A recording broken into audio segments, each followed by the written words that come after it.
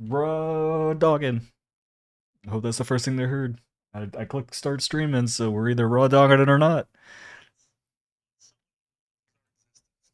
I just want to hear raw dogging. Oh, I didn't. There we go. I fixed it. It's fixed. It's all fucking broken.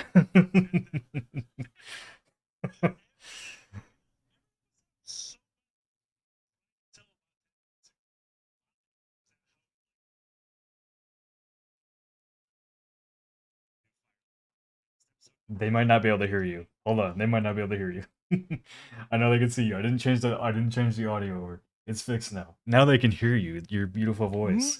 All they My heard, man said all they you're heard, audible. all they heard I was the me one who just needed to be repeating raw audible. dogging over and over again with no context. Hello, everyone, and welcome back to Firelink Podcast, episode number 123 for Thursday, August 13th, 2026. Marty Sleva here, joined by Nick Calandra and no one else. Casey is at a wedding in Canada, and Eric had weird technical difficulties. We were hearing like a weird ocean breeze through his computer, and we're not sure why.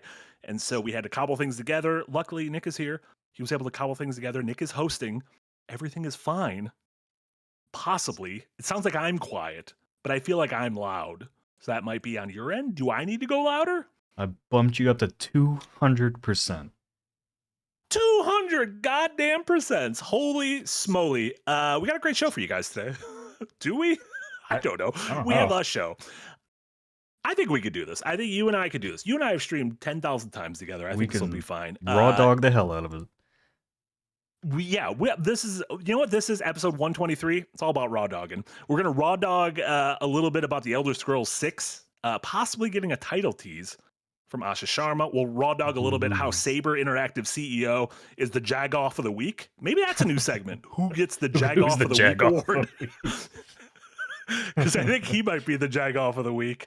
And then our main topic, inspired a bit by the fact that with Nick and Eric doing kind of rebooting Bite Size in this little new format, a lot of the games have been games that are very clearly, quote unquote, inspired by classics. And so we wanted to talk a little bit about what that means in 2026 and how sometimes that can go awry instead of going well. Nick, people can see, if people are watching right now, this is a new location for you for Firelink. Yeah, sold my house closes on the 31st of August, and I am in my apartment. I had to go back this morning in the very hot weather to put a bunch of stuff out on my curb for a donation truck.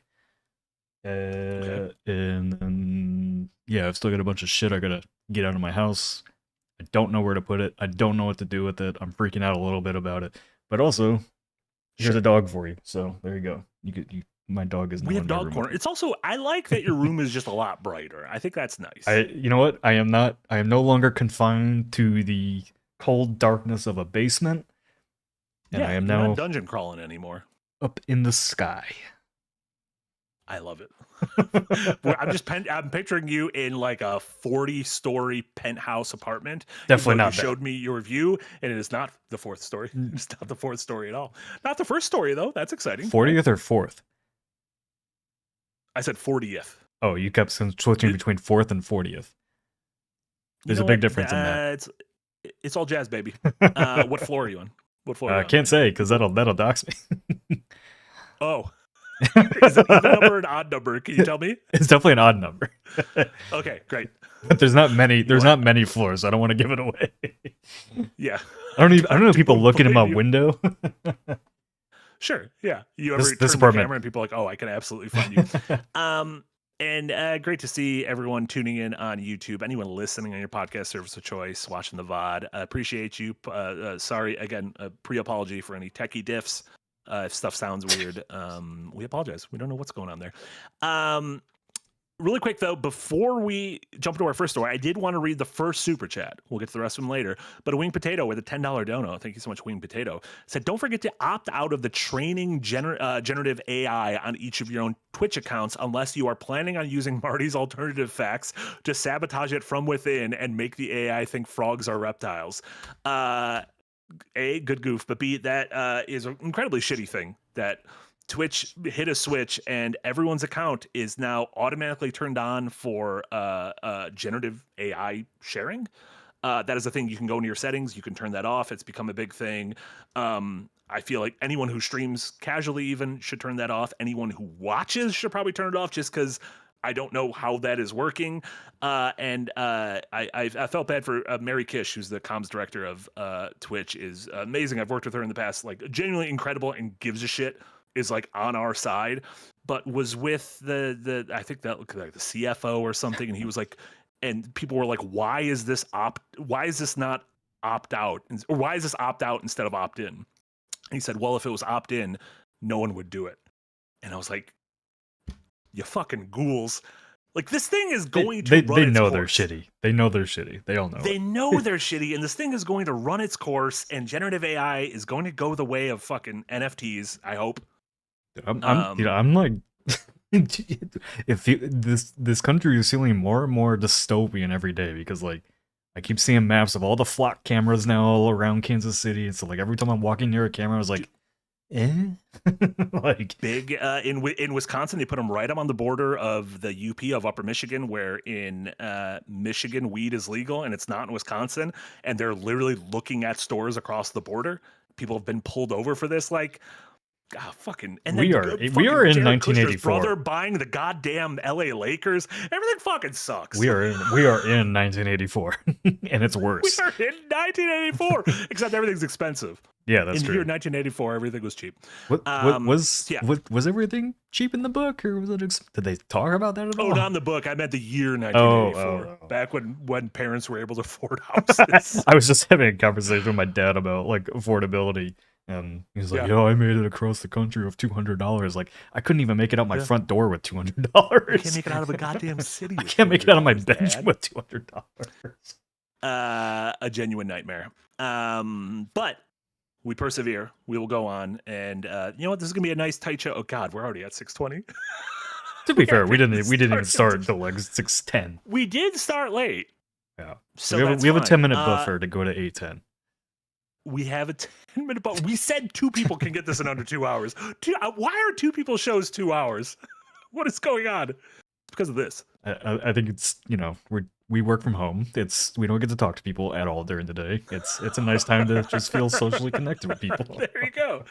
There you go. I will keep you here as long as I need you. Let's rip the Band-Aid really quick off this first shitty story, which was I saw it first on Stephen Totillo's Game File. But really quick, just wanted to talk about how Netflix has shuttered 2 of its studios. Including one of them, Moonloot. If I'm gonna be honest, I'm not sure who Moonloot is. No idea who that the is. Other they one, never though, released anything. Oh, okay. Well, there you go. The other one, Night School Studios, who I am a big fan of. They came out the gate with Oxenfree about 10 years ago or so. Oxenfree 2, After Party, and then most recently they did that Netflix kind of weird choose your own adventure game, Unhinged, that we talked about. That just came out a month or 2 ago. Studio has been shuttered by Netflix. Really fucking sucks. Very talented team. The hope is that they could stay together and open something, form something under a different name, and hopefully use the money they got from being bought out by Netflix to create something. But obviously, money is very hard to come by now. Really fucking sucks. Like Netflix. If Netflix says anything about a games initiative right now, do not believe them.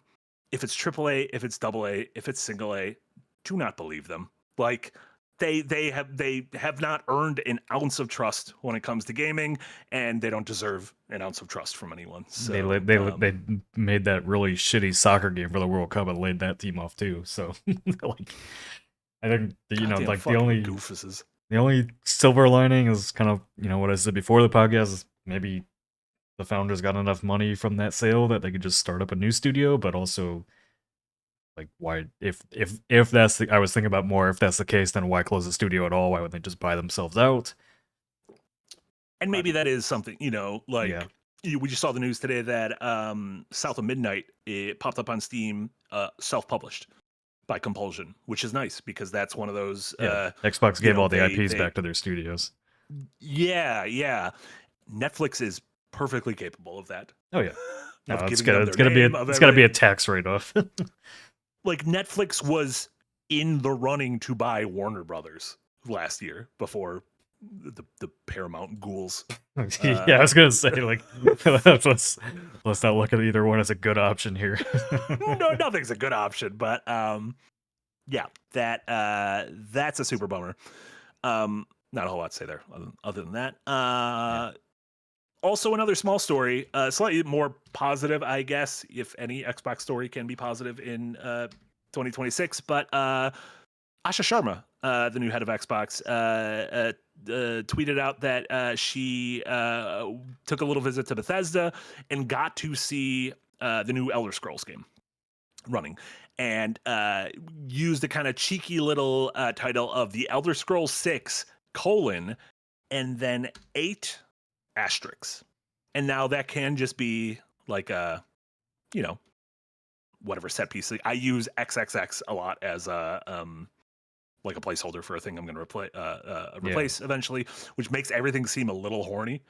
But I promise it's not horny. Like, I'm just doing a review of a game. I'm not making it horny. The X's are there for me to replace it. However, some people have deduced that these 8 asterisks might actually be a hint towards what the game's title is. And they went back to the Starfield reveal, and there was like a code, like a number code that popped up at one point. And apparently, if you fuck with the numbers, it might be one of those 8. What is the 8 thing called? What is the math thing I learned yesterday that I have not remembered? Chat. 8 digits, 8 decimal, 8 hexa, 8 base. It might be an 8 base thing. That was a great time for him to freeze. Are you even there? I'm not frozen. I'm here. You froze. I didn't freeze at all. Am I here? Yeah, you're here now. Base 8. We're talking about base 8. No, this is what happened. I talked about base 8, but everything changed. The fuck is base 8? Base 8 is what Yahtzee was trying to teach me math yesterday, and I feel like he was teaching me in like the wrong way. Yahtzee tries to teach you stuff, and sometimes he doesn't know the thing, and then people in chat are like, Yahtzee doesn't know what he's talking about. That's games media in a nutshell. Anytime we try to talk about anything that's not games, we're stupid. Fucking, that's 100% me, dude.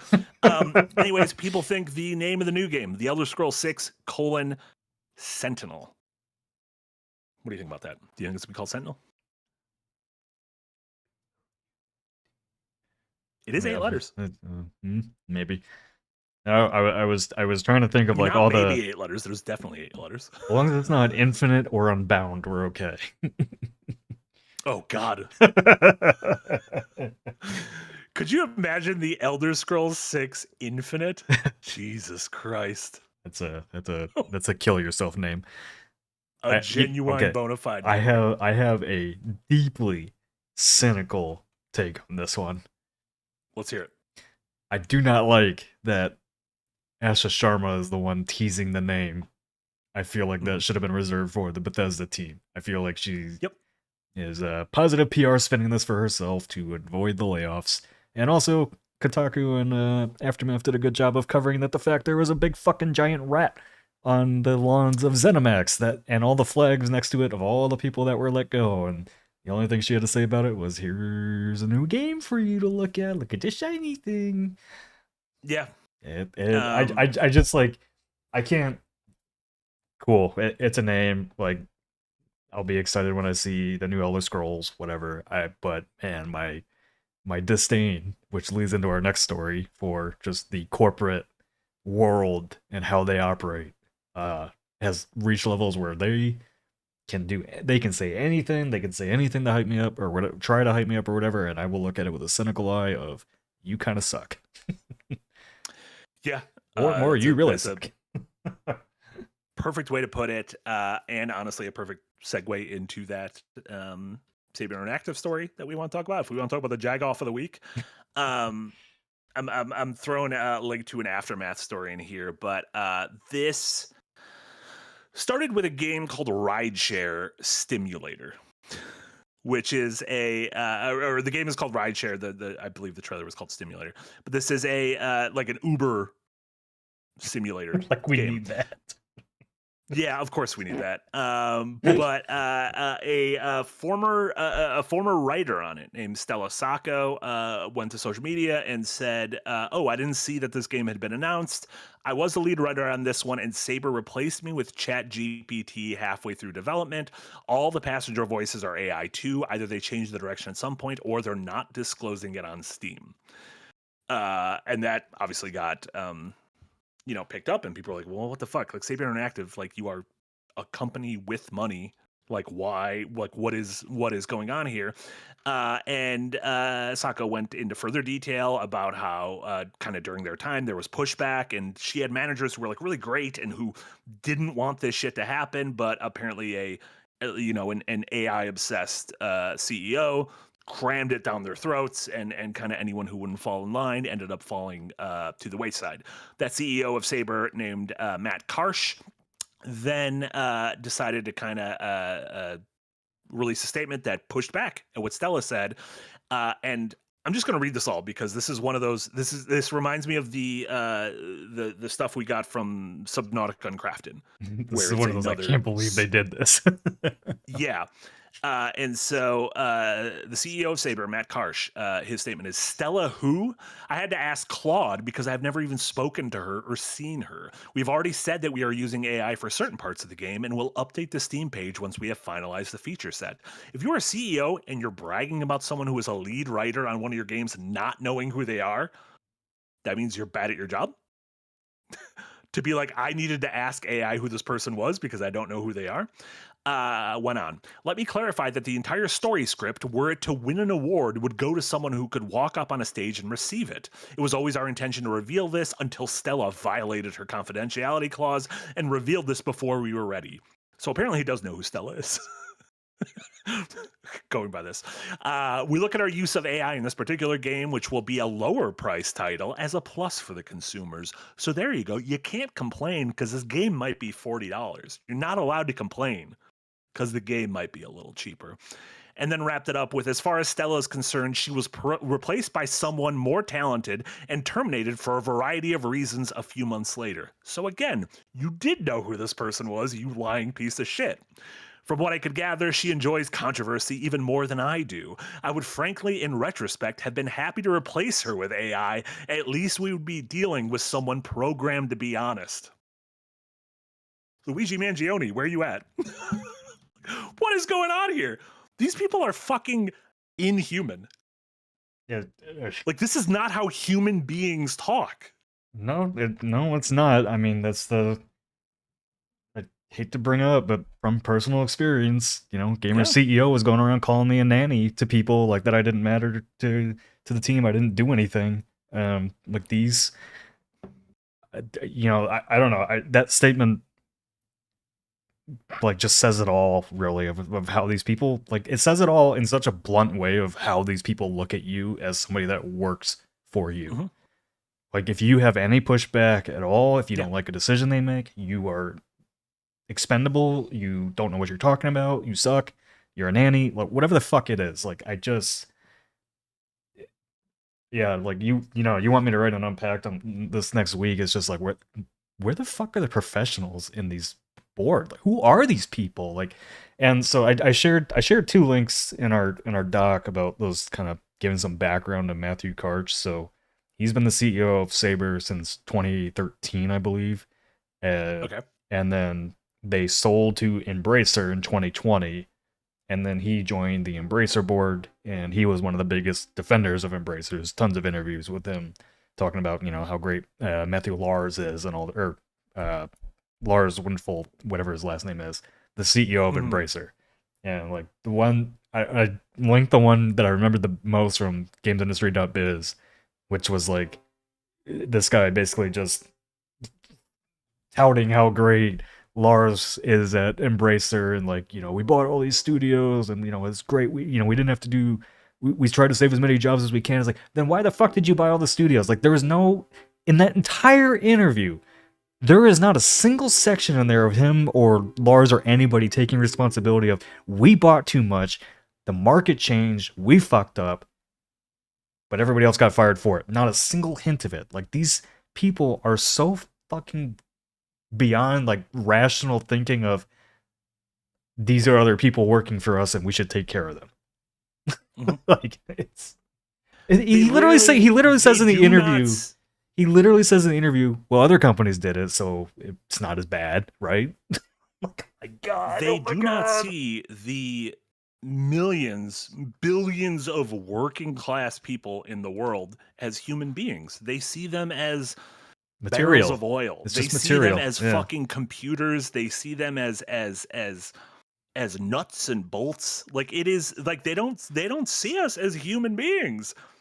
So fuck them. Like fuck every single one of these. It's so funny thinking back to like certain events that happened with us and how I was compared to CEOs. And I'm like, I did everything I could. I did everything I possibly could to protect our employees. Like gamers wanted Yahtzee to do multiple fully remote mix a week. I was like, do you understand he has to play a game and write about it? They wanted for us to do multiple cold takes a week. I'm like, do you understand it takes time to write a script and actually have ideas for things? Like, they don't get it. They just don't get it. Because all they see is an end product, and it's like, well, just double that. Yeah. Double that, and we'll double our money. Yep. It just, like, this, I'm going to ask the same thing I asked 2 weeks ago. Like, where is the breaking point for this? Like, I don't know. Maybe I'm naive as fuck, but I only worked for a corporate company for 4 years. 2 corporate companies for 4 years, and that was enough for me. I will never work for any of those people ever. I don't care what the fuck happens to me. I would rather live in a box than go work for people like that ever again. I would just anything. I've never felt more dehumanized. I've never felt like a worthless piece of shit working under people that I'm like, I can tell you one thing and you will go talk shit behind my back. You will try to ruin my life. Everything is just utterly disdain. The goobers. They're all goobers. Just a bunch of fucking 7-figure goobers. I'm trying to think of like what I would even write in a pack for this, because I'm like, where's the rest of the industry to call this shit out for the lack of professionalism from these people? Like, these are the leaders of the so-called leaders of the industry. And again, this is one of those statements that is like, the rest of Saber, I would be looking at that and thinking about, I'm working for this guy? Maybe we should go on strike to force him the fuck out, because he's clearly a piece of shit. Like, and the problem is, even best case scenario, that happens. The guy gets ousted.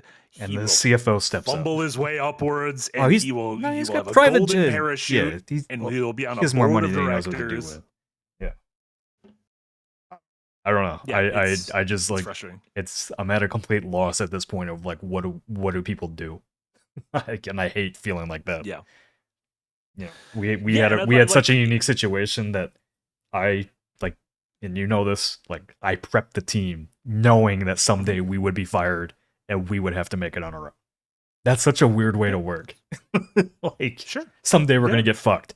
I'm gonna be ready to be fucked. We ostensibly needed to have like a bug out bag. Yeah, and that's why Second Wind was able to exist relatively quickly. Yeah. So like like the accusations of like, oh, Nick used the money of gamers to further his own interests. Like, fuck yeah, I did. They hired us. I'm gonna use their money. I'm gonna build a team that I know is gonna be successful in the long term. That's exactly what happened. Yeah. Also, if they knew what the fuck was going on, everything could have been in everyone's best interest. I know. Like, yeah. Usually in stories like this, I want to be able to like, here is the kernel that we could take from this to learn from this, and there's nothing to learn. It's just a shake your head story. No, I mean, see, the thing is like these kind of on both sides, these accusations get thrown around. Like, I don't know if Lars or Karch actually believes this or whatever, and she broke a confidentiality agreement. Why is he going and making public statements about it? Just sue it. Like the public, like you're not going to win public opinion on this. Everybody hates every. Also, the thing is, the statement I read, that's the kind of shit he says around other millionaires and billionaires. Oh yeah, and they love it and they fucking eat it up, and that's why he's like, well, everyone will be like this, and it's like, no, you don't understand human beings. You understand the 1%, which, spoilers, are not human beings. It's like another species of thing. You know what? The most mind-boggling thing about this story is he didn't even make that a tweet or his own statement or anything. He gave that statement to a publication. The brazenness. I gotta give him some credit for the brazenness of it, because I was like, damn. Like, I don't know if yeah, like I don't know what your HR department is doing right now, or your PR department is doing right now, but they are probably like lighting their chairs on fire. Yeah. It's like a literal goddamn nightmare. Like, oh my god. Yeah. Don't understand it. It is infinitely frustrating, but no, yeah, I just mean, just another maybe just I'll dig another into that more next week. Yeah, another point on the card of these people need to strike to get these crazy people out of their leadership positions. They're just they're ruining. No. Yeah. I don't even know. I'm jumbling words around because I don't even have the words to say what I want to say about it. No. Yeah, because there's stories that are sad, and then there's stories that are infuriating, and then there's stories like this. Yeah, I think we just need to start holding up a sign for Luigi. There you go. Yeah, Luigi from Mario, obviously. Yeah, I might have already said Mangione before, which that might have been on me. Yeah, some people need their heads dunked in toilets. Good plumbers can do it. What if we bring back bullies? We should corporate bullies. Someone to bully these people. Before we move on to our main topic, let's go over some super chats, because I'm going to be honest, super chats, they're very nice right now. So let's go over those. Casual Spectator, thank you so much for the $2 dono. Says, Marty, how was Nico Robbins' I Wanna Live moment? Casual Spectator, it fucking energized me. What is that? I want these. What do you think it is? What do you think it's from? What's the only thing that's brought me happiness over the last 4 months? Fallout? One Piece. God damn it, Nick. I don't know what brings you happy. Casey would have got that. Casey went to a wedding. Nico's I Want to Live moment. Nico's I Want to Live moment. Rob moment. Not Robin, but Nami's moment where Luffy gave her the hat and said, like, I'll be here for you. Sniper King fucking burning down the flag at Eddie's lobby. I feel like every 100 episodes I get a moment where I'm like, oh, I get why this is one of the greatest works of art of all time. Nick, you should watch One Piece. Have you heard of Lord and Savior? All you've done is every time I offer you something else, you're like, I'm already addicted to this. I don't need an addiction in my life. I've done pretty good. I mean, I was addicted for marathon for like 500 hours. But I broke that addiction. And now we'll get to later what you're addicted. It's nothing healthier. You just move from like crack to meth. You know what? It's fine. So congrats. You know what? You got to keep the spice of life. The spice of life. Exactly. Thank you so much. $2. How many hours today, Marty? Give the man a break. It's been fine. This is less than yesterday. And don't worry, I will read the rest of your super chats correctly, unlike yesterday. Nosk, thank you so much. A $3 don. Nice haircut, Nick. You look handsome. Did you get a haircut? Did I not mention your haircut? Did get haircuts? The haircut I've been keeping for a while. No, I'd left the top a little bit longer than usual. It looks good. Usually, these days I just go in and I'm like, whatever you think looks good, and they're like, okay. Sure. And I'm like, and then if I even if I don't think it looks good, I don't want to be me. I was like, Also, that's what I have a hat for. Yeah, that's what I have a hat for. If I say I don't like it, what are you gonna do? Like, the hair's not there anymore. Yeah, exactly. Can't put it back on. Yeah. My usual go-to is like, just cut it short enough that I don't have to worry about it. There you go. Yeah, it'll grow out fine. I just want to wake up to the side. Yep, exactly. Although she showed the mirror to the back of my head, and I started seeing a bald spot. I was like, don't show me that. I don't need to see that. Yeah. I don't need to see that. Yeah, take a trip to Turkey next year. Everything will be fine. King Dad, thank you so much. A $2 dono. 200% Marty. That may be too much, Marty. Did you put too much, Marty? Everything seems fine. No one's complained yet. I love the fact that your dogs are just like fucking dunzo in that chair. That's just like genuinely dunzo. I didn't have room in my living room for it, and I was like, guess I'm just gonna put it there for him. Listen, Jay and Yachts have a dog at disposal at all times, and I feel like you should have one too. Yeah, I'm just glad he doesn't try to climb up on my shoulders. He does do this really annoying thing, like I don't have a backyard anymore, so I have to, take them out and actually clean up after them. But he, for some reason, he is very scared of like the poop trash cans. And so the I had poop trash cans. Yeah, like, you know, where they have the bags and underneath is the can for the walking trash. So every time I try to go throw his crap away, people are laughing at me because he's trying to pull me away from the can while I'm trying to reach towards it and throw the shit in there. I can't get to it. So I'm like fighting him to throw his shit out. There's people I like on the walking dead deck just on by your own dog. No, I want you to keep it. You don't pay rent. You live in my house. Yeah. It's so funny. Yeah. Like it makes me so mad because I'm like, dude, this stinks. I just want to get rid of it. And he's pulling me away and I'm like, no. I love it. I love it. Mendule, thank you so much. $2 dono. Casey is clearly the glue that holds this show together. I mean, Casey and Eric, we're down 2 right now. We're doing a 2-man show. That's not a lot. El Rumpa, thank you so much. $2 dono. No such thing. And then El Rampa followed it up with, there was never too much Marty. I appreciate you, El Rampa. Several people I've dated have said there can be too much Marty. So there can absolutely be too much Marty. Ams, thank you so much, $2 dono. Tech issues, my fault. My Firelink shrine is out. Ams, are you going through, did I see in Discord you're going through Dark Souls for the first time? That's exciting. It's cool that in 2026 people could be going through Dark Souls for the first time. Jesse Schwab is right now on our team.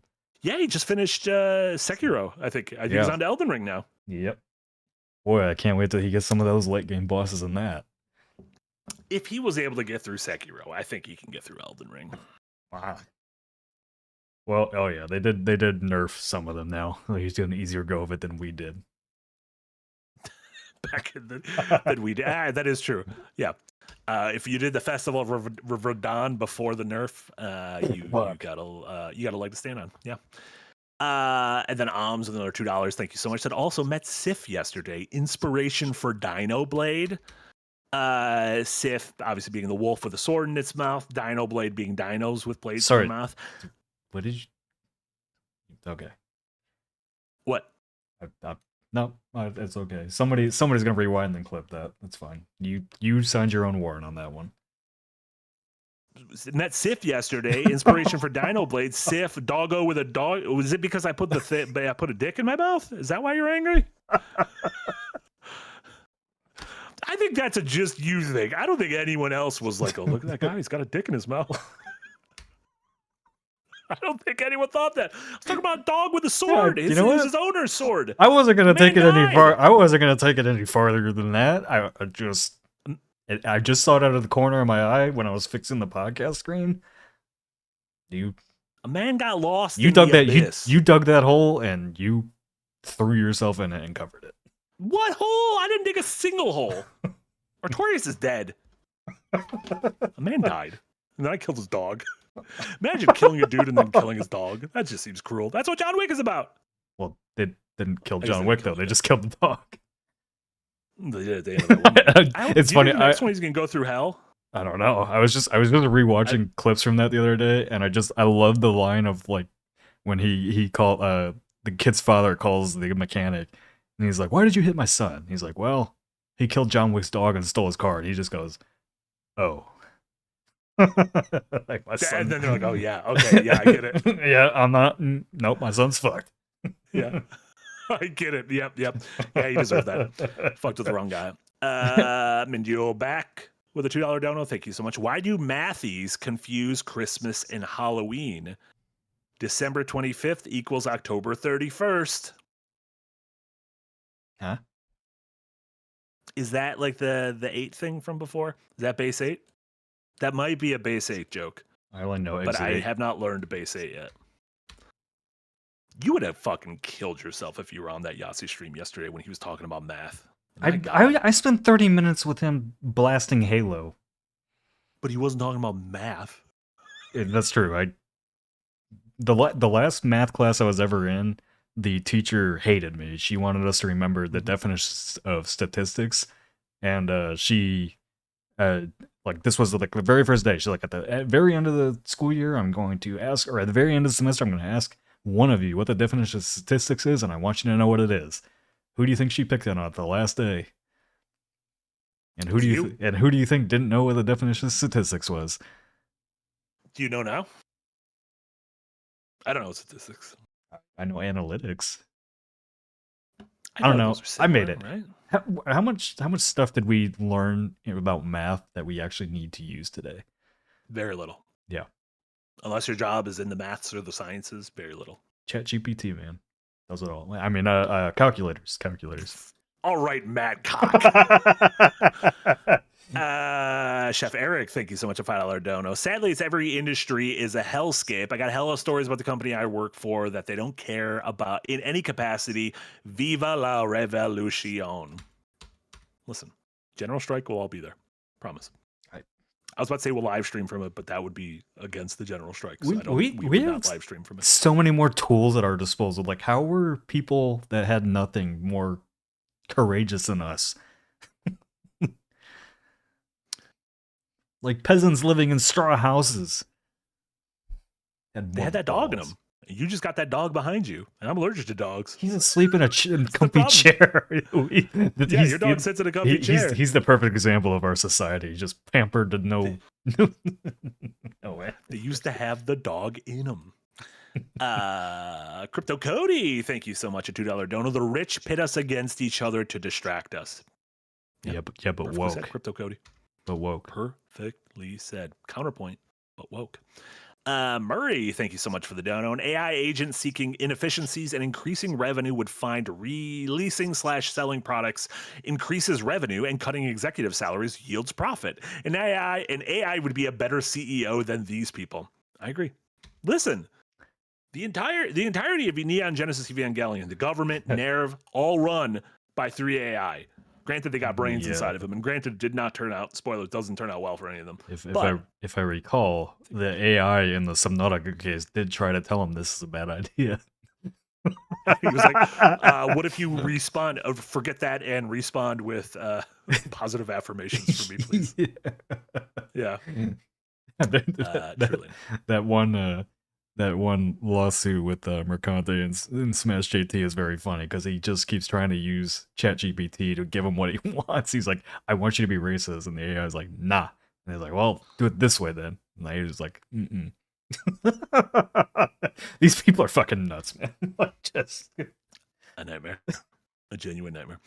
And then Alms, thank you so much. Another $5. Yep, I'm going to go through Dark Souls for the first time ever. It's been an adventure, making progress at least. I can see so many other games inspired by it.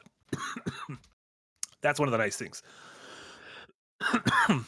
about playing a classic like that, is being able to then be like, oh, I see the 10 ways these games have cherry picked from it going forward, which I think is always nice. Mm-hmm. We haven't even got to our main topic yet.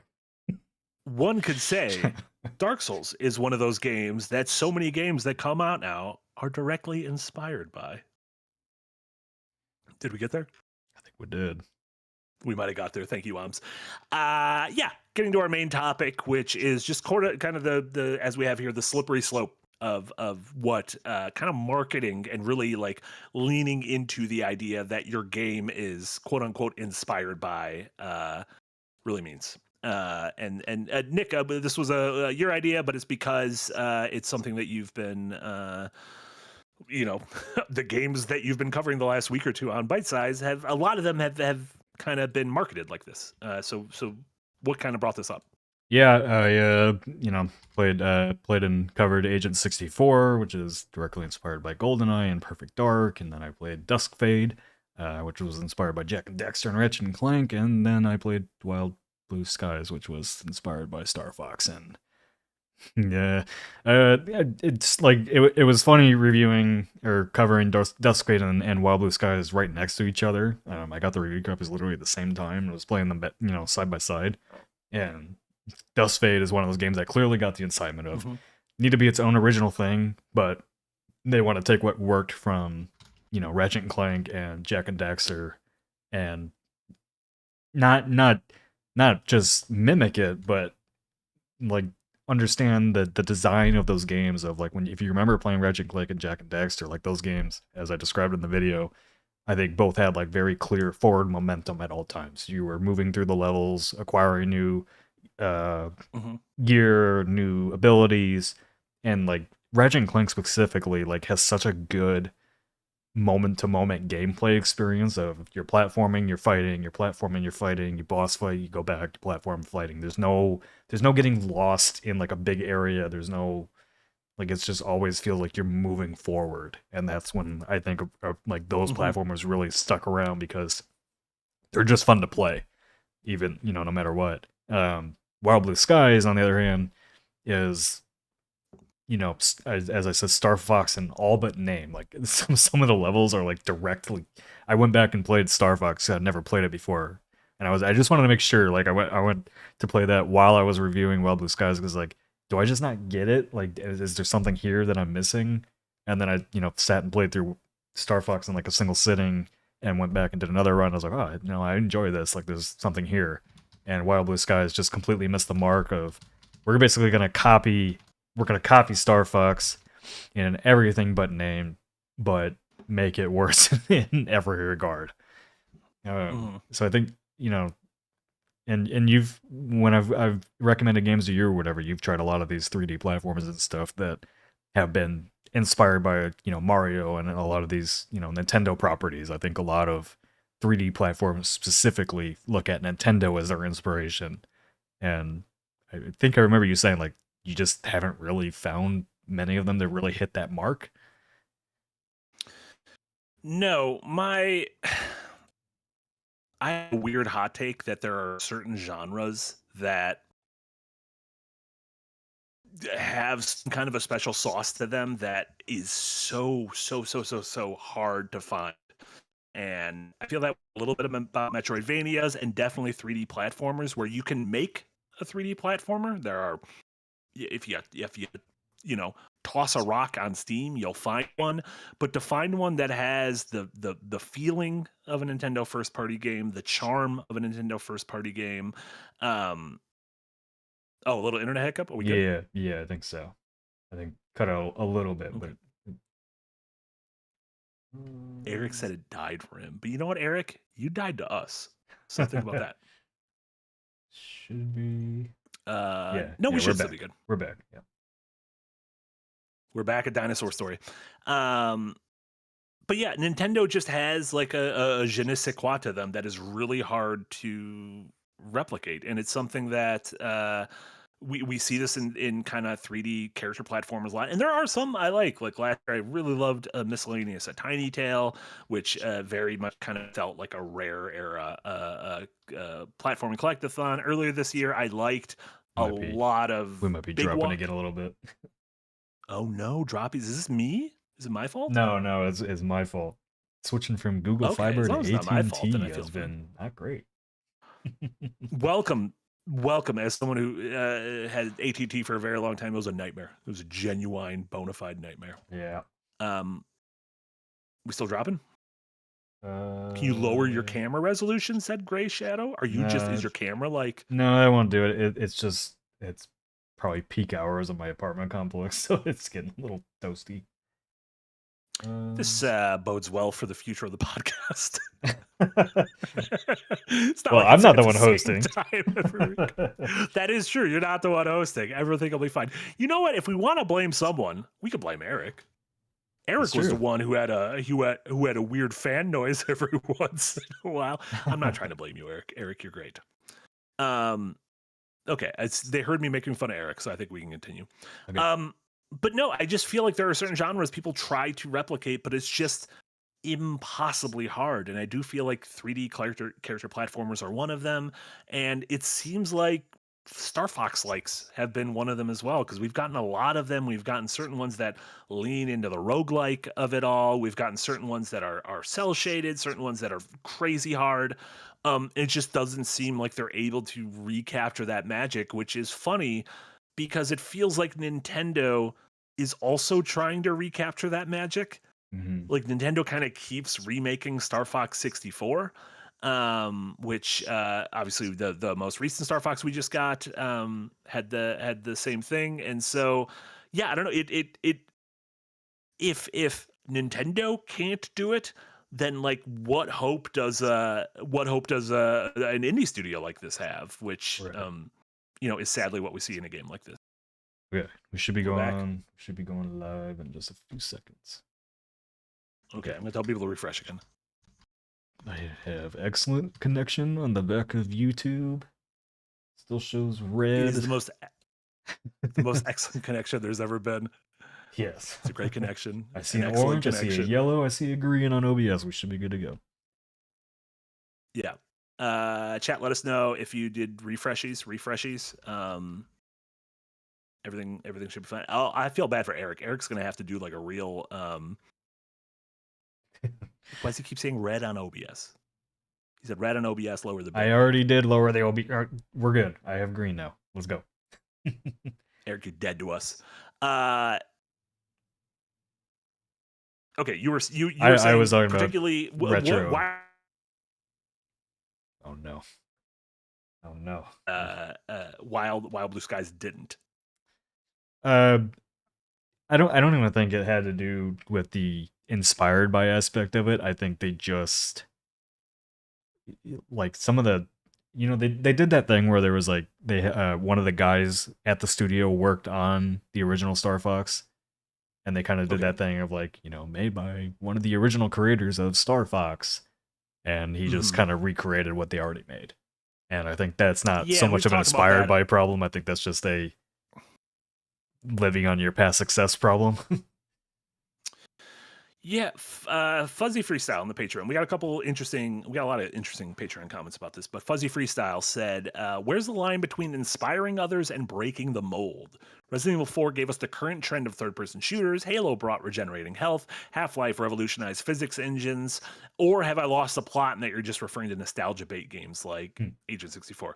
We're talking less about like, we're using regenerative health because that's become an industry norm. We're not talking about the things that have we're not talking about Z targeting. We're not talking about, going to a Firelink, a bonfire of some sorts and getting your things back. We're talking about games that are very clearly, X company isn't really making this game anymore. It's it's an audience that isn't being satisfied. And so usually an indie studio comes in and tries to fill something in. And sometimes you get that from original creators like Bloodstained, the Iga Vania that he released. Sometimes you get that in like Mighty Number 9, which obviously is the follow-up to Mega Man. And then sometimes you get that from completely different studios like Bomb Rush Cyberpunk, which was Jet Set Radio and all but name, and that game turned out fucking awesome. And but that didn't have like any of the original creators on it, right? No, it wasn't trying. It had something like the I feel like there might be a correlation here of original creator or something trying to recreate it without the team that made it in the first place. Yeah. That name, I mean, it's a good marketing tech for Kickstarters and stuff like that of like, ooh, name recognition and brand recognition, but in practice, like I don't think many of those have turned out very well, if ever. I can't think of one that has turned out well.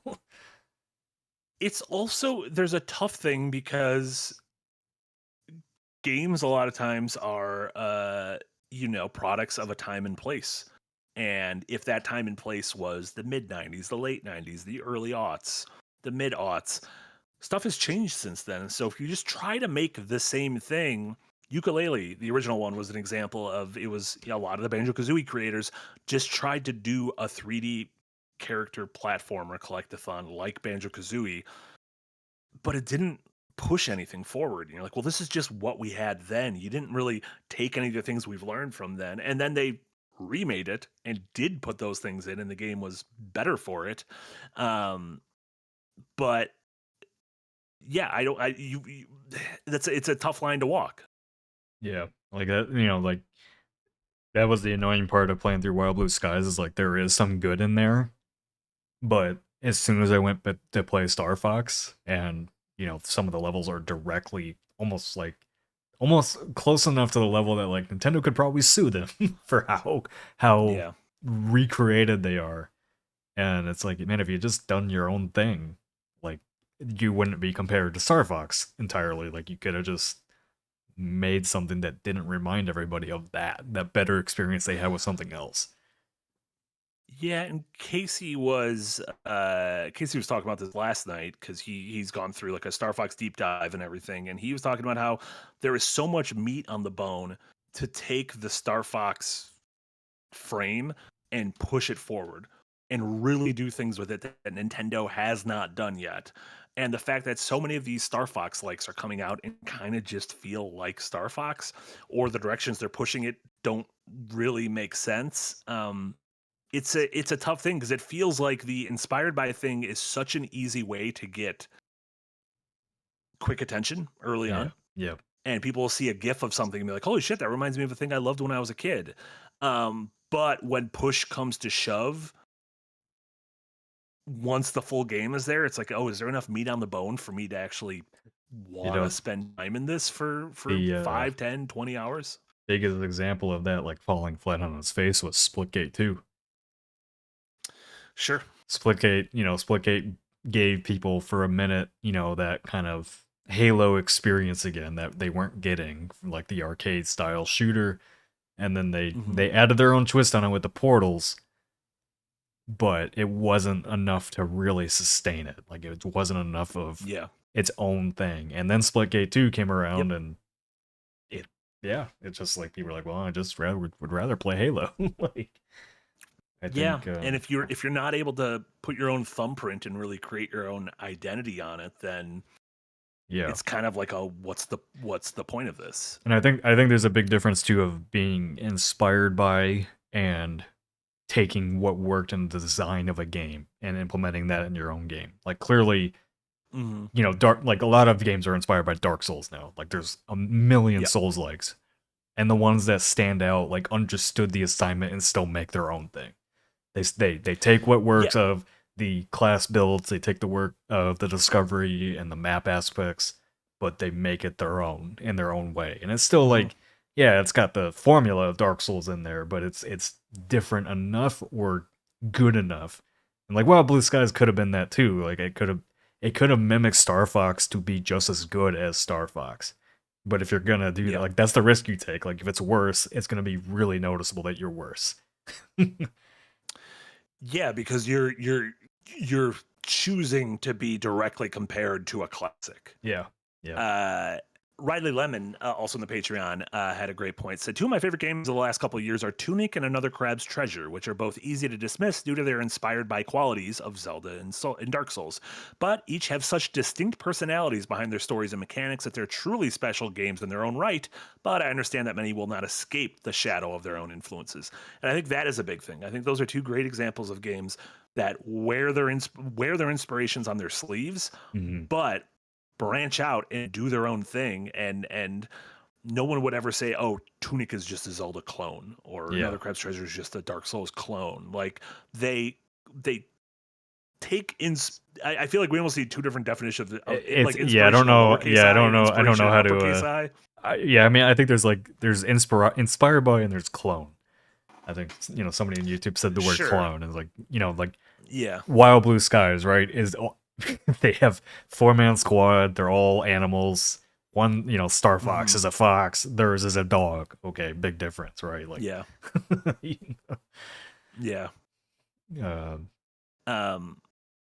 it's Juicy Jeff, also in the Patreon, said the sauce is the boss. A cook may have the original recipe, but if you're using great value brand ingredients instead of the hand-picked farm-to-table goods, it's gonna taste like Walmart. That's another, like, that is the...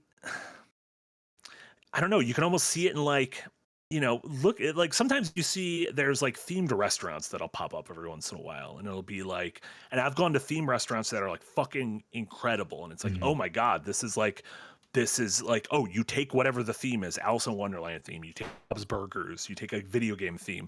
You're like, you really put a lot of work into this. And then I've been to some other ones that are like the Square Enix pop-up restaurant. You're like, this is the saddest thing I've ever seen in my life. Like these are folding chairs, these are tables with plastic cloths on them, and you put a couple posters on, and you have like familiar Final Fantasy music playing at like a low volume. Like that is, you could tell the difference between like, I don't want to say passion or love, because I don't. I think it's shitty to say games is or isn't made with passion. With passion, clearly, like love. Wild Blue Sky was built with passion for the material they were building from. It just didn't come together. Yeah, and it's kind of like you have to give me why should I play this right now instead of just going back and playing the original? Like, what are you doing that makes this different than just me replaying the original? Because if the answer isn't there, then I'm probably just going to go replay the original because that's a game I know I love and I already own it. Yeah. I mean, and that's funny you say that because like that's the argument that so many people have for like not trying the other Dark Souls clones is like why would I go play those when I could just play the From Software ones? Yeah. And normally I don't really have a good answer for it because like they are so similar. It's just like it's good. I don't know. No, and there's I think it also is, you know, what do you want from a specific genre? Maybe there's someone who just is like, I want to play the FromSoft game every few years or replay the FromSoft games, and that's kind of where I want my relationship with the genre to exist. I don't need to try out every single Souls-like that comes out. And there's people who might think that about puzzle games or think that about 3D platformers. But then there's other people who are like, oh, Dark Souls unlocked something in me. And in your case, like the original Mortal Shell unlocked something in you. And that became a genre that you kind of seek out you play almost every one, it feels like. And, you know, sometimes you drop them pretty quickly because you're not feeling it. But then other times you're like, oh, you know, Lords of the Fallen or Lies of P, like stuff that you really start digging. And or the original Mortal Shell, like originally. Yeah, and I don't know if there's like it does kind of feel like a special sauce, and maybe that special sauce changes depending on who you are. Like maybe the sauce that Nick likes is different than the sauce that someone else might like. For sure. I mean, I'm sure there's going to be some people that love Wild Blue Skies because it does mimic Star Fox so closely. I'm sure there's going to be a cult kind of fan base around it. We've talked a lot. You try to find Pokemon likes a lot. I feel like you try a lot of indie creature collecting games. And sometimes you recommend it to me, and I'm almost always like not interested because if I want Pokemon, I'm just gonna play Pokemon. Yeah. And I personally don't feel, which again, this might come from a place of ignorance because I don't play a lot of those games. I dabble in a lot of them. I look at a lot of them. But there is something about what the Pokemon Company was able to do with Pokemon, especially earlier on. But, you know, I think still they have a little bit of juice in them, which we can see from Pokopia and what they did with Koei Tecmo. That I'm just like, well, I don't have that. I don't want my entire life to be Pokemon games. And so the occasion I want a Pokemon game, I'll buy a top shelf Pokemon game, and that's usually Pokemon. Well, like I think a lot of those creature collectors have that problem that Wild Blue Skies has is they try to mimic Pokemon. I mean, the musical cues in so many of them are the exact same as Pokemon. The creature designs, they try to get as close to Pokemon without doing it. They make the sprites look as similar as Pokemon as possible, and it's kind of funny because like the one that I don't really like, which is the Cassette Beast. I don't like the art style in that one, but you know, people swear by the game, and I understand why they like it. I didn't resonate with the art style, but yeah, so many of the clones of Pokemon, like same start, same music beats, same battle animation kind of feel, same general like you start with 3 starters kind of thing. Yeah. Which, just saying that out loud is kind of funny because like so many of the Souls like start the same way. It doesn't bother me. Oh sure, yeah. Get your ass kicked by something, end up back at your core shrine or whatever, and then kind of kick off on the journey. Yeah. Which is funny. I have a couple super chats directly related to this I want to go into. So I'm going to skip around a little bit, but I'll get to everyone else after this, I promise. King Dad, thank you so much with the $2 dono, said, it's almost like art is a reflection of culture. I agree. Well said, King Dad. Error Zero with a $5 dono, thank you so much, said, imagine someone making an Okami-like and doing it poorly. There's a reason successful games pay homage and put in the effort to show the difference. Yeah, and that's a great, because like Okami could have been just Zelda. We have Zelda at home, but they took it and they did something. They put their own unique spin on it, and like the bones of Zelda are there. You play through Okami, and at the end of it, you can kind of goof that, like, oh, this is like the best 3D Zelda that we've had in a long time. But it is clear that they also came to it with wanting to make their own thing and not just be like, oh, we want to serve you Zelda's leftovers, but you know, reheated in our toaster. That's kind of what we said earlier. You can take the bones and the structure of what works of that property, just make it unique. Yeah. Yeah. Jens with a $10 dono. Thank you so much. Jens said, what I love about From games are the level design, which most Souls-like clones fail. The games that mimic the best for me are actually the Resident Evil games. Was that RE? Is there another RE that I'm fucking up? Is there like a Souls-like RE? I don't think so. That'd be a cool idea though. I am curious what the level design of if you're saying the interlocking level design of a FromSoft game feels like that's the other way around. Like the interlocking nature of the Firelink Shrine was inspired by stuff like like the police station Resident Evil 2, or the mansion Resident Evil 1, or Super Metroid, or Symphony of the Night. Yeah, but yeah, like Miyazaki's been on. They make a good point though. Like that's what sets apart the Souls likes that I like from the ones that I don't, is the map design. And so many are starting to really get it. And the ones that don't, like I loved the combat of the first Berserker Kazan, but I ended up dropping it because the map was so boring. Like you need like for these like directly inspired by games, you kind of need all those ingredients to come together for them to really hit, I think. And if you're missing like that one, like if Lords of the Fallen for me didn't have the map design aspect that I love from the FromSoft games, like I wouldn't have stuck with it. Like the combat, graphics, all that could be great, but if it's missing that component that makes me remember why I love that genre or that type of game in the first place, then I'm not gonna stick with it. Yeah, a lot of the games will just hinge on here's a grimdark fantasy world and let us dial up the difficulty, and we'll just keep putting it up. And what if we just keep going up and keep going up and just add more and more limbs? Like if add more and more. If that's all FromSoft is to you, like I don't know if you understand like the reason people really like these games, or maybe the reason they like the game is different than the reason that the vast majority like the game, which can be another confusing thing. Murray with a $5 dono, thank you so much, said finding the difference between an original and a quote inspired by is a crucial part of the art. It's a craft. It requires skill and understanding the form to create. Yeah, it's not easy. It is not easy to make a game that is clearly inspired by something but carves out its own niche. Like there's a reason why we can name more that fail than we can name that succeed. Even if they have the original creator. Look at Callisto Protocol. Like that game had a lot of the original folks who made Dead Space, but maybe it was a time and place thing. Maybe it was something. It wasn't Dead Space 1 or 2.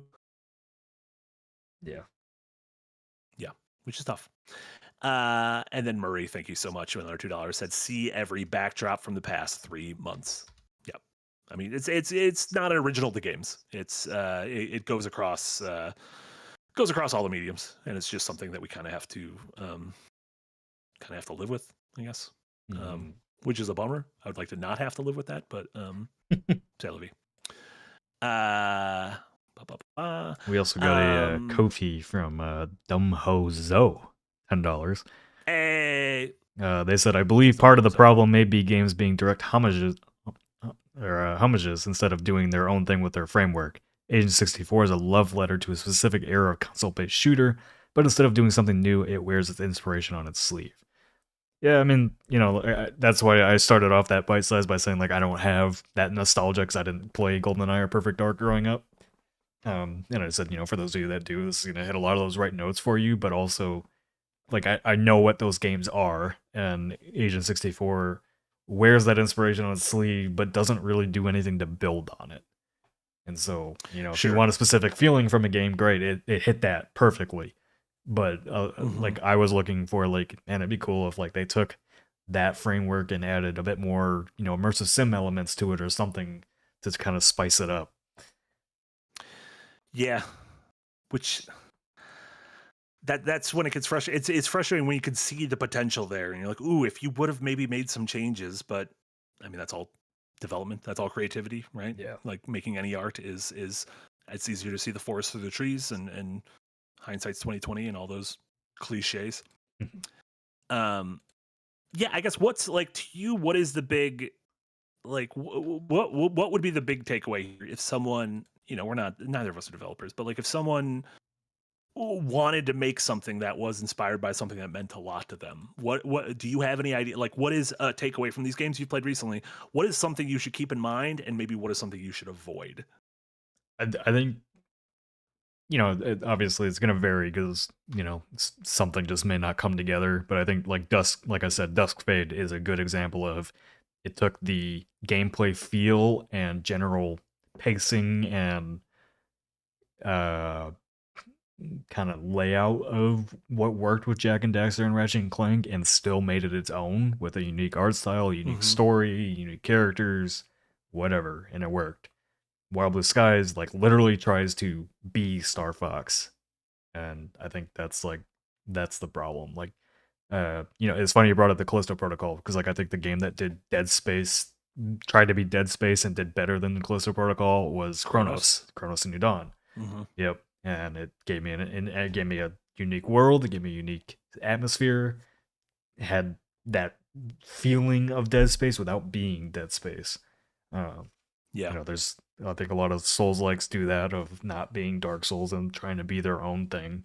I think Wuchang Fallen Feathers is a great example of that.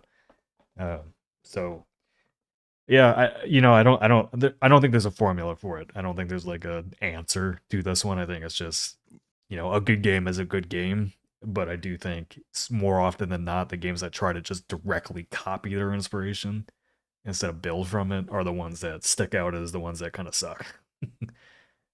Like if you look at Mighty Number 9 versus Mega Man, it's the same kind of art style, same character look, all that. It's not really anything new. Yeah, and it's tough because the easiest way to sell someone on something is to say it's like that other thing you love, but then it's like, okay, I'm here. Now what? Yeah. So you got me in the door, but like, what's going to keep me to stay? Like, there's a million other things I could just turn around and go play. Yeah, and ironically, like so many of those are crowdfunded Kickstarter projects because the publishers didn't want to fund that thing that's like what we have, but not what we have. Interesting. Yeah, and there usually is a kind of a fervent enough fan base to want to see a thing like that. They're like, yeah, fuck yeah, I want a game like X to come back. I want that Ayuden Chronicles, which was like the Suikoden spiritual successor, to come back. No one's talked about that game since it released. There's like a million JRPGs people have talked about. That is not one of them. Another great example of like taking inspiration but not directly copying. Probably a game a lot of people in chat have played, but Tainted Grail: The Fall of Avalon is like the closest thing we have to a Sky, like not more of an Oblivion like than a Skyrim like, because it's not a massive open world or anything, but it takes the combat, the world exploration, the narrative and kind of RPG structure of those games, and still made it its own in like this dark Arthurian landscape that people have really loved. And like it's one of those games that like I can't wait to see what they do for an obvious sequel they're gonna do, because like they got what worked. They got what worked about Oblivion and Skyrim in there. Now they just need a massive budget. Yeah. That's a whole separate problem that you often cover and unpacked, and we cover a lot on our main topics. Before we get to the rest of the super chats, any games outside of the ones obviously you've covered on Bite Sized? Any games you want to shout out that you've been playing or anything you've been watching? Oh boy, chat's gonna either roast me over the coals for this one. You were shaming me earlier. First off, shame on you for not knowing I'm obsessed with One Piece. But you have been trying to be like, because I've told you, but like frankly, I was like, I'm kind of burnt out on new games. Like I haven't been able to like find something, which is fine. Like it happens to all of us. It's happened to me before, and I'm sure I'm gonna, slide right back in a few weeks when stuff like Wolverine and Control come out. What is the game you recommended me, Nick? I almost want to see if we can give Chad a second to guess what it is. We tried to get Casey to guess. Yeah, somehow he didn't even guess. I'll give chat 2 hits, because it should be pretty obvious. Free to play. Anime inspired. The Horse Girl game? Is it the Horse Girl game? Anime inspired free to play. That might be the Horse Girl game. And money. Those are the 3 hints you get. Nick, you've been playing a lot of Genshin Impact. What the fuck happened? Oh boy. I don't even know really. I just was jumping around from game to game, and I think I stumbled across a video that just kind of I think I stumbled across like a trailer for one of the Genshin expansions. One of one of the map expansions, and I was like, yeah, man, like I jumped into that game a couple times. I liked what I played of like the opening map, and then I saw this video that I shared with you that was like 11 minutes long, and it shows the expansion of this map over the last 7 years, 8 years, and I was like, holy fuck, that is a massive map. It looks really pretty. I kind of just want to get lost in an open world game right now, and boy, I spent 20 hours over that over like 1 week of playing through like the whole first act of the game. I'm only in the second area now. I like dabble in other areas, but like too low level for it. But yeah, I got deeply hooked into the loop of that game. I've not spent a single dollar. I've not been asked to spend a Good. single dollar. The I mean, that's been it, one of the big things of Genshin is that you're able to play it without. yeah, There's plenty of ways to but spend money, but there's also a lot to get where you don't need to spend money. and it's been out long enough now that there's more content than you know what to do with, and I can keep earning like just by playing the game. I'm earning enough of the currency to keep using it to whatever the wish system or whatever, and that's how you get different characters and weapons and all that kind of stuff. So like just by it's like actually a fun loop of I earn the currency to just unlock these things on their own. And what I've really come to appreciate about the game though is one, the discovery aspect of it is actually incredible. Like the if you did you ever try it? Yeah, when it first came out, I played about 20, 30 hours.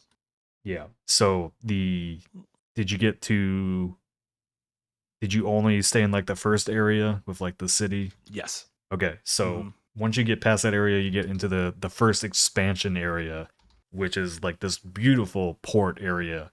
And next to it is like these tall as fuck mountains that have quests. There's quests to do everywhere, and they take you all over the Yeah. map, and like you have to unlock the fast travel points and all that. So like I spent an entire day just grinding grinding out quests so that I could get enough agility to climb up these mountains and get to those points.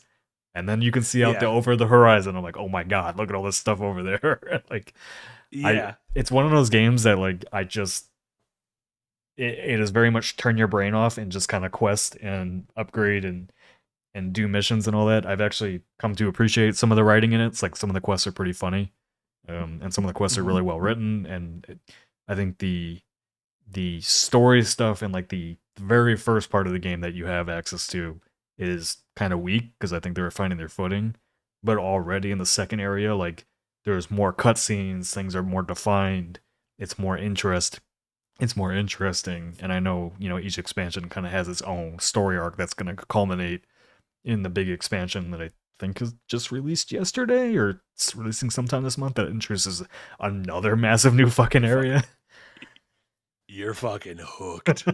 it's it's been pretty good. I yeah, I can I mean it's just been fun. It's like just been a fun uh open world to explore. Like I'm constantly blown away by the art of the game.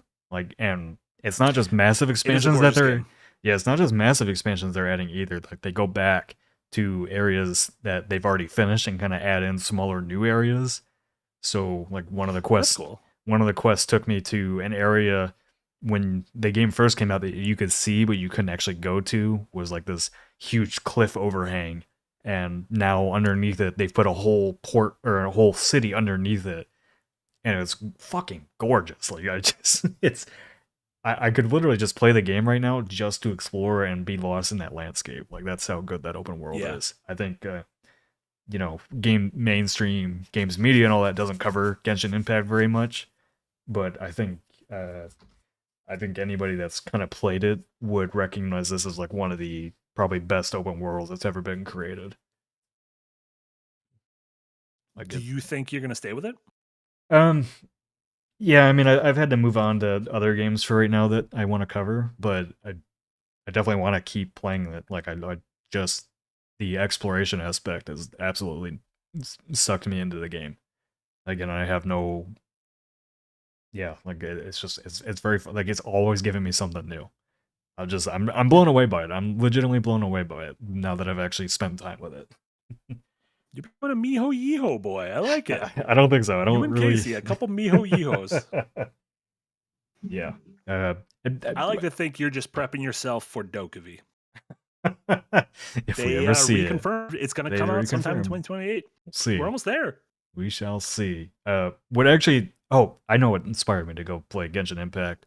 There was a game on Steam that came out just recently called I think Dragon Sword Awakening, and it caught my eye because it was like, oh, this looks a lot like Genshin Impact, but it was actually a game that was being developed as a gacha game, and then they ended up taking out all the gacha aspects of it and turning it into a just single player, gacha style game, just without all that predatory stuff. And so it actually, ironically, has a better combat system, I think, than Genshin Impact, but I need to explore that world. I mean, this could be a new era of you. You become the gacha boy. I don't think so, because I'm not willing to spend money on it. I said that hesitantly because part of me is like, I totally understand for people that are completely absorbed by this game that spending money on it to support it is probably not a big ask for them. And look how much stuff they've got. Look how much stuff they've gotten out of it. Hundreds of hours. Yeah, it's the whales and all the predatory stuff that is definitely bad about it. But I would have no problem like paying for the battle pass to support a game like this at this point.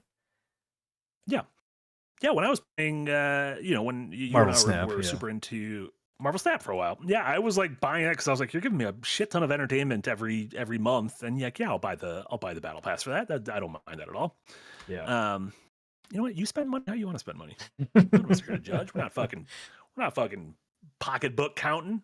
I didn't put in our doc, but the only other game I can really talk about right at this moment that I'm playing is Cult of Pin, which I found out through our Steam Next Fest video. I think Jesse Galena may have covered it. It's a pinball roguelite with like a Cthulhu kind of aesthetic to it. Very simple game. You basically you play pinball. You kind of complete a certain an objective in each act, and then there's like an end of act. Oh, we're losing the stream again. Is that me or is that you? I don't know if it's me or you. It's me. The stream completely died. What the fuck? And it's back. I have not seen a super chat in a little while. Okay. Not a super chat. I haven't seen a comment in a while. Yeah, the stream like completely went down. Now it's back. Oh yeah. When I went to live, you are still describing Genshin Impact to me. maybe a little bit behind. Okay. Chat, can you see us? Can you hear us? Okay for work? I think this episode's haunted. This episode's a little bit haunted. Yeah. I think this episode's a little bit haunted. And I'm pre-apologizing there. Eric, if you're listening to this right now, I pre-apologize. My speed goes from like up here up here, blah. You got the biggies and you got the baddies. Yeah, looks a little bit. Well, let's really quick. Even if we're not live, we're gonna go through the super chats and we'll close out. But this pinball game, Cult of Pin, you give it a big reco? Yeah, it just very stupid, simple game, very fun. Would recommend if you want a good roguelite to get addicted to. Okay, we're back in the green. We're back in the green. So yeah, go check out Cult of Pin. We're back in the green. Okay, go check out Cult of Pin. Go spend thousands of dollars into Genshin Impact, and everything will be fine. Nope, don't listen to Marty. Marty won't even play it. Don't do that. He can't. I don't want to play any games. Games aren't bringing me joy. Oh my There's only one thing that's bringing me joy. It's all falling apart. There's only one thing that's bringing me joy. Everything's fine. Football's going to start and everything's going to be fixed. Okay, let's go over these super chats. Scoosh, thank you so much. $10 dono. Said, Marty, I like old 90s and 2000s anime that are short and have an ending, like Cowboy Bebop, Trigun, Beck, Terror of Resonance, etc. Do you recommend I give One Piece a shot? No. I can't, in good faith, in good conscience, recommend One Piece to anyone. I'm 520 episodes in, and I'm not halfway through yet. This has just taken over my life over the past 4 or 5 months. What I will say is I recommend the live-action Netflix One Piece. It's like 16 episodes, two 8-episode seasons. That was my entryway into One Piece.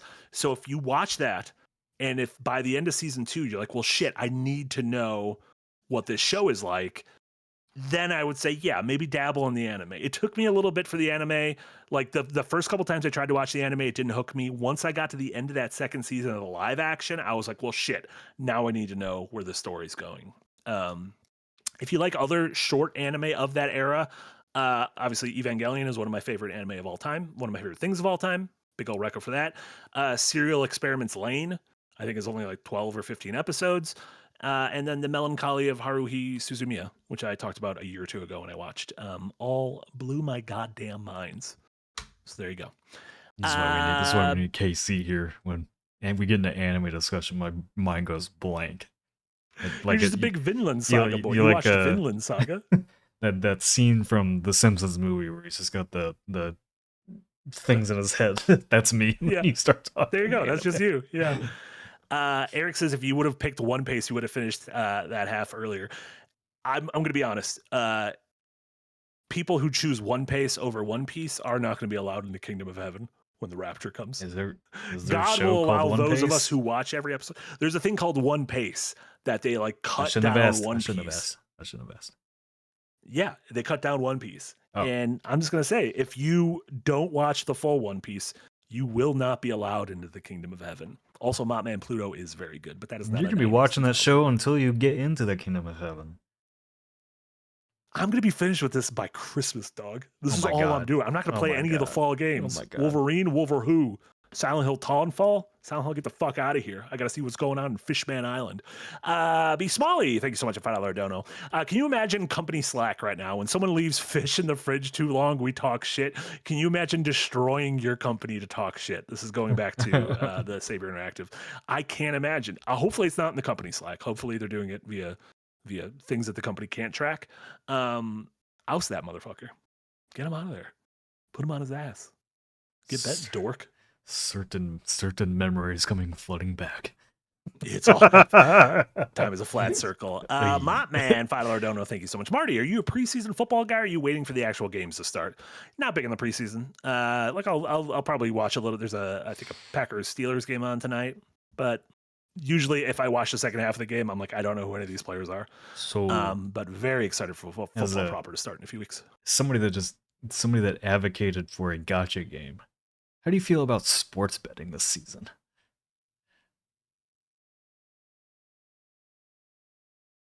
As someone who's been a casual fan of sports betting for a while, I think what shit like Kalshi and DraftKings and all of that, like how they have just buddied up and been normalized on ESPN and on every podcast and everything, I think is pretty fucking gross. And I think the fact that so much of what even like in the news, in elections, they'll be like, these are the Kalshi odds for the fucking the Wisconsin primaries are on Tuesday. And they're like, here are the Kalshi. And I'm like, what? I don't give a shit about any of this. I don't care about Polymarket. Why is this part of the news? The gambling industry is such like a good analog. Yeah, to what this country has become because of all the restrictions on gambling, and then as soon as corporations got involved, they're like, it's okay now. Because we can make money from it. It used to be like you had to go to like a seedy bar and talk to a bookie to bet on a horse. Yeah. And now it's like, oh no, there's an app for that. And fucking Matt Damon's in the commercial for the app. Corporations figured out how they can make money off it, and they're like, it's cool now, let's get all those regulations taken out. Cash check. Yeah. Here you go, Congress. Yeah. Can we trick them? Can we trick them into? Well, I was gonna say trick them into free healthcare, but they make money off that too. They're gonna turn healthcare into gambling. Fuck. Do the roulette. How much are you gonna pay for this? Spin the wheel for which doctor you get, the first year surgeon or the 10 years surgeon, and spin the wheel for which tool you're gonna get. Here's a plunger. Genuine nightmare. Oh my God. RIP Gargling, thank you so much for the donut. For Nick's new internet funds, by the way, did you know that Google sells fiber in Kansas City? Google they have Fiber up to 8 started in gigabits Kansas up and City. down. I would check. Did you know that they have fiber down there? I did. I had it at my house. I know you mentioned it quite a bit to us. And when did we now ever you know have how problems? Us peasants live. Now you know. Now I just know how AT&T lives. Fuckers. We're just living on. But we built it like Tony Stark. We built it in a cave with a box of scraps. Blistered Soul, thank you so much. A $2 dono going back to the inspos. How about a non-game inspiration like Yahtzee's Life of Eric Zahn? Is that one of Yahtzee's Dev Diary games or one of his pre-games? Yes. I don't know what the Life of Eric Zahn is. Yes, that was a Dev Diary. I thought Eric Zahn was a Star Wars author, but that's Timothy Zahn. I don't really understand the question. I don't know anything about those games. I think Yahtzee was inspired by something in real life, or something that was not a game for the Life of Eric Zahn. Blister, so I don't think we know a lot. I'm going to be honest. I don't think we know enough about Yahtzee's games today. So much has happened in the past. When did we even do that series? That 5 years ago already? It was a long time ago. I don't know what happened last week. Yeah. You can't ask me these things. The thing is, when we have to spend like hours in meetings with Yahtzee, and when you spend hours with a meeting in Yahtzee, you don't want to play his games. You don't want to do anything. You just want to. I don't want to support him in any way. Until the next time you spend time with Yahtzee. No, I've not played. I played some Star Trek Vagabond. That's the only Yahtzee game I've played. One of the Patreon comments on the post Ramatic this week is like, we were really overselling it of pretending to give a shit because like Nick couldn't even defend his opinions on Halo, and I'm like, it's Yahtzee. No matter what I said to him about Halo, he was gonna throw it back in my face and stomp on my nuts. Like, and he was gonna be very good at it too. Yeah, it's like I came into that conversation I was like, the first thing I said is, I'm ready for you to insult me for 30 minutes. Yeah, it's Joe Pesci entering the room and be like, hey, what's going on in here? And they're like, oh, I'm about to get whacked, aren't I? Yeah. And then RIP Gargling followed up. Thank you so much. I remember playing a lot of Jak and Daxter. I've been playing a lot of Jak and Daxter lately. It's fun, but for some reason I get constantly reminded to watch a D&D YouTube show. Oh, Jak. He did Jak with a J-A-C-K. I see that. That's a text joke. That's one of those that didn't run. So there's going to be a G off in there. Referring to Adventure is Nigh, the hit live play D&D series, only on Second Wind every other week. Yep. What do you get? It's good. It's getting fucking spicy. Killmeister, thank you so much, $2. Nick, any thoughts on Hell Let Loose Vietnam? Wow. I haven't bought it yet. You got that one? HLLV is? Yeah. Somehow you got that out of all the games that have those letters. Ooh, doggy. Yes. I got to play in a preview session a couple months ago. I liked it. I think I'm gonna wait on that one until they patch it up a little bit. I think. Seems like Steam reviews aren't very happy with it. Though I never trust Steam reviews on day one because they're always mad about everything. But yeah, sure. I think I've got enough to play right now without getting sucked into another multiplayer game. I have Genshin Impact to play. That's my most important thing to do. You got Genshin. Listen, maybe Genshin will add a Vietnam expansion to it and see what's going on in that war. RIP Gargling, thank you so much. Another trio of donos, combining them into one. Wealth, fame, power. Gold Roger, king of the pirates, attained this and everything else the world had to offer, and his dying words drove countless souls to the sea. You want my treasure? You can have it. I left everything I gathered together in one place. Now you just have to find it. Those words lured men to the Grand Line in pursuit of dreams greater than they'd ever dared to imagine. This is the time known as the Great Pirate Era. That's the One Piece. The opening of One Piece. Yeah. See? You did that thing. Your eyes rolled back because you were like, God damn, that sounds like such a cool opening to a story. Some people are going to think that you did that because he didn't give a shit. But the thing was, he did give a shit. He gave a shit so much his eyes rolled back. I'm going to watch something tonight. Yeah, it's called Reacher. Very similar to One Piece, though. There's a couple of characters on One Piece that are like Reacher. Frankie's a little bit like Reacher. I feel like Reacher is like if Zoro, Luffy, and Frankie all combined. See? It'd be fine. Did you watch the live-action One Piece? I did not. You should watch the live-action One Piece. It's not weeby. You've watched way worse. I think you'll enjoy it. What have I watched that's way worse? Reacher. Reacher's absolutely worse than One Piece. No. Yes, it is. All right, Yahtzee. back with a $5 dono. Thank you. Anime recommendation, Shinseki Yori from A New World. I don't know what that is. I'm going to copy and paste it, though, and I'm going to put it in a new window. I don't know what this is. No promises. Oh, yeah, the season finale of Silo's on tonight, too. We'll be watching that first. You are right. Brogodolius. It's better than Silo. It's better Brobulius. Menduel. Thank you so much. A $2 dono. Luffy got fat after the time skip. I'm going to be honest. The Straw Hat Pirates, they lost a little bit after the time skip. What's going on? Everyone got kind of fat and ugly. They don't got their powers. I don't know what's going on. Chopper turned into a dog. And then Gargling. Thank you so much for dono. Gotta leave. My congratulations for having the internet fixed in the end. I did a lot to fix it. It's like, Eric, get the fuck out of here. That's a really good Nick face that Eric captured. Put it in the chat. Oh my. If Eric was here, this is what we miss for Eric. That would be on screen right now. It would be really good. You look like that kid from that meme. The meme that the kid kind of looks like Dewey from Malcolm in the Middle. Do you know the meme I'm talking about? Yes. There's like a kid side-eyeing. You kind of look like the side-eye kid. Yes. I know. Yes, I will show it to you because I kind of have to now.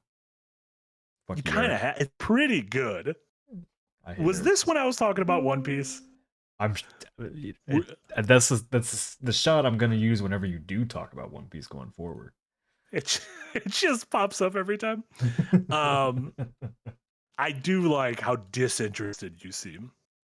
Between me talking about anime with you and me talking about anything with Yahtzee, I like that I get this quite a bit every week. I think the secret is you got to just power right through it.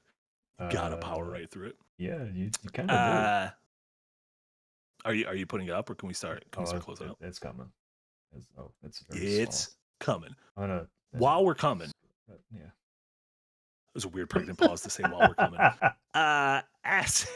While we're coming, I'll start doing a little end of show preamble. There it is. It's just me. You just did. You just put you over me. I thought you were gonna put you over you. Nope. You look so sassy. Well, Mr. Sassafras, what do folks have to look forward to from you tomorrow and in the near future? I only deserve that because of the screenshot that the Riverside took of Yahtzee for the thumbnail of our episode of Post Ramble Medic yesterday. That looked very good. That was good. That's the happiest I've ever seen him. Yeah. And we were talking about Halo. We don't get it very much. We don't get it very often. I don't think he was laughing in it either. I think he was just picking his nose. She might have been picking his nose. Got some treasure out there. Yes, I will have a Unpack tomorrow out on kind of the GTA 6 and Netflix thing. It's just one of those videos I didn't really know where to go with it, but then I started looking at the stats. Small spoiler, but I did not realize the sales numbers for GTA 4. You know it now because you've read the script. Surprisingly low. GTA 4, 25 million copies is all that game sold. And then you put it next. What's getting close to passing it? Mecha Chameleon. Oh my god. Mecha Chameleon has passed 20. Yeah. Mecha Chameleon probably by October will pass GTA 4 in sales. It will never pass GTA 5. No. So I like just trying to think about it, like I don't really understand why GTA 4 only sold 25 million, but GTA 5 sold 225 million copies. Like, what the fuck happened? Yeah, that's almost 10 times. That's insane. Yeah, it's insane. So, like, So, anyways, the Unpacked topic. It'd be pretty funny if this one went back to 25. After everything with GTA 6, it just goes down to 25. Yeah, so Unpacked tomorrow will basically be like, we are not ready for how big of a fucking launch this game is going to be. It's going to break every record in the book to an insane degree. Mm-hmm. I'm working on my next bite-sized, and that's it. I don't think I'm doing anything else. I don't know what's going on. It's too hot. It's like 108 degrees. I can't think. Like the Stars of Destiny from Suikoden? Like the flight from Lost? No, that was 815. 108 was the lost numbers all added together. I got you there in the end. Murray, thank you so much. A $2 dono. What keeps me more rooted, One Piece or heroin? Why not both, Murray? Why not both? Especially if it's that sweet, sweet Canadian heroin. Oh, man. What else do we have going on tomorrow? I just realized from chat that I put that picture up of me as you said we were coming, and that is a terrible face to have attached to that. Oh, yeah. We're always coming. What do we got tomorrow? There's a possibility, if Jack's internet is fixed, that Jack and Jess will do their Dark Souls randomizer stream tomorrow. Can you tell the audience what happened to his internet? Because it's kind of funny. I think he said it. He did he? Yeah, he posted it. He said his neighbor cut the cord and then just threw it over his fence. So which feels like a microaggression. I feel like we don't need to do that. But yeah, possibly a Dark Souls randomizer stream tomorrow at noon. And then if you're in the Phoenix tier, we're doing our monthly game night hang tomorrow, 2 p.m. to 4 p.m. Central in the Lord's time zone. That's what we call Central Time. Yeah, we'll be playing a little. We'll be playing some Fall Guys with folks. Maybe a cheeky little secret Mario Kart stream. Don't tell anyone. Secret. But that'll be fun. And then no vids this weekend, right? This is not a Adventures Night or Yahtzee Tries weekend. That was last weekend. Nope. No vids. That wasn't a question. Weekend. That was a statement. Yeah. Yeah. No vids this weekend. But should be back to all the normal stuff next week. And I'll be doing all my normal streams on my personal channel over the weekend. More Evangelion. And Saturday evening. You know what Saturday evening? D23. You know what they're doing? They're live streaming a Kingdom Hearts 4 panel. D23 and B10? D23. What is B10? What B8. B8. I don't know. You're thinking of B8? You're thinking... Well, we have B12 bombers now. This episode's a disaster. Is it possible that can we just throw away this episode? We'll go back to we'll go back to episode 100 again. That's what we'll do. Everything was fine up until episode 100. That's when everything changed. That's when the Fire Nation. That's when I decided to sell my house. There you go. But that's gonna do it for us, for Nick and Marty. This has been Firelink, episode number 123. Thank you all so much, everyone who put up with our shenanigans live. Thank you so much, Eric, for the work you're gonna have to do to fix this audio version. Listen, if you're listening on your podcast service of choice, give us a thumbs up, give us a like, give us a review, give us a positive. Just send some love over to Eric. He puts in a lot of work. So for Nick and Marty, this was Firelink. Everyone have a wonderful rest of your Thursdays. Hopefully we'll see you tomorrow morning for the Jack and Jess Dark Souls stream. Otherwise, have a great weekend as well. And we'll see y'all soon. Bye, everyone. I was hearing the weirdest sound through my headphones, and it is Barry gargling water. I didn't realize dogs can even gargle water. That's incredible. Me You should neither. put them on stupid pet tricks. Will. Goodbye, everybody. I don't have the Bye, Ron. credits.